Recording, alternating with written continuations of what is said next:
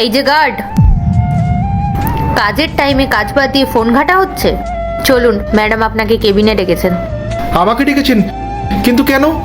সেটা তো আপনি গেলেই বুঝতে পারবেন। মনে হচ্ছে আপনার চাকরিটা গেল। তাড়াতাড়ি আসুন। ম্যাডাম, ম্যাডাম আরে শুনুন ম্যাডাম। হ্যাঁ ম্যাডাম, আমি ফাইলগুলো সব চেক করে নিয়েছি।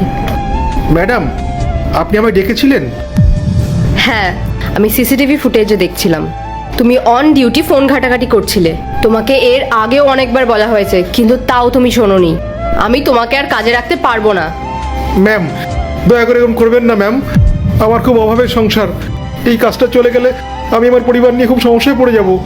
দেখো, তুমি যদি তোমার চাকরিটা বাঁচাতে চাও, তাহলে আমাকে একটা কাজে তোমাকে হেল্প করতে হবে। সাহায্য? ম্যাম, কিরকম সাহায্য? আমার হাতে এখন অত সময় নেই। আমি তোমাকে শর্টে বলছি, তুমি বুঝে নাও। আমাদের কোম্পানিতে এখন একটা বড় সমস্যা চলছে, আর সেটা জানাজানি হয়ে গেছে। এখন পুলিশ যে কোনো সময় আমার কোম্পানিতে চলে আসতে পারে। আমি আমার নিরাপত্তার জন্য এটা চাই যে আমার পরিবর্তে তুমি বস হও। ম্যাম, ম্যাম, এইভাবে তো আমার জীবনের ঝুঁকি হয়ে যাবে ম্যাম।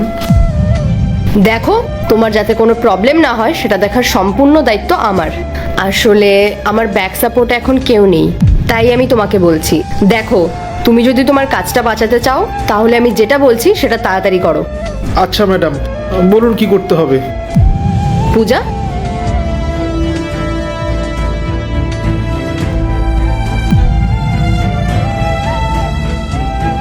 এই যে ম্যাম। এই নিন, এটা তাড়াতাড়ি পড়ে নিন। কিন্তু ম্যাডাম, আমি তো কিছু বুঝতে পারছি না।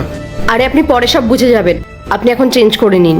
আর হ্যাঁ, পুলিশ যদি আসে তাহলে আপনি বলবেন আপনি এই কোম্পানির মালিক। কি কি বলছেন ম্যাডাম? আপনি প্লিজ একটু চুপ করুন আর তাড়াতাড়ি গিয়ে চেঞ্জ করে নিন। ঠিক আছে ম্যাডাম।